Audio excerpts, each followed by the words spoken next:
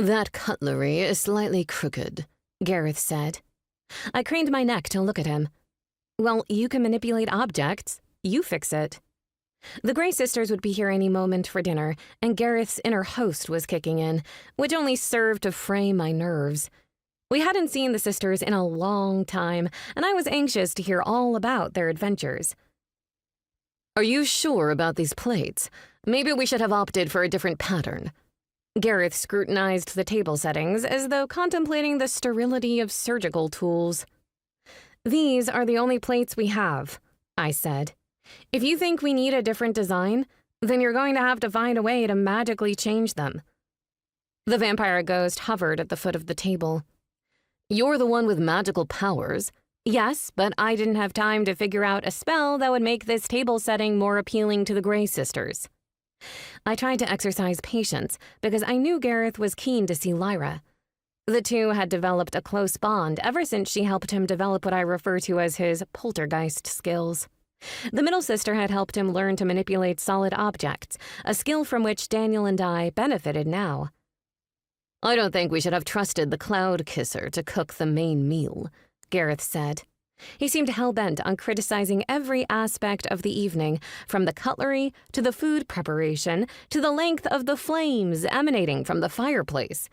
He'd always been a perfectionist, even in his former undead life, but he seemed to have taken extra OCD tablets today. Stop fretting, I said. It's a dinner with friends that we haven't seen in a long time. They're not here to rate the position of our cutlery. He gave me a skeptical look. You and I clearly attend different types of dinner parties. I adjusted the folds of one of the cloth napkins. I didn't really attend any dinner parties back in my old life. That would have required having more friends. When I worked in Lemon Grove, Pennsylvania, I was too busy trying to make ends meet to worry about my social calendar.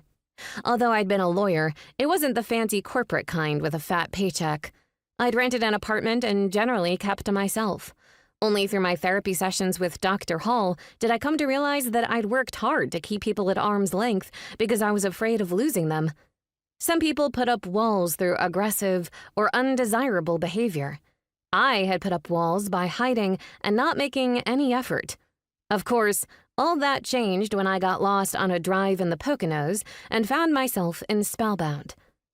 The wind chimes announced our guest's arrival.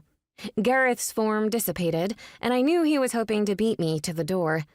It was a little unfair, really. It was almost impossible to compete with someone who could move through walls. By the time I arrived in the foyer, two of the sisters were standing in the house.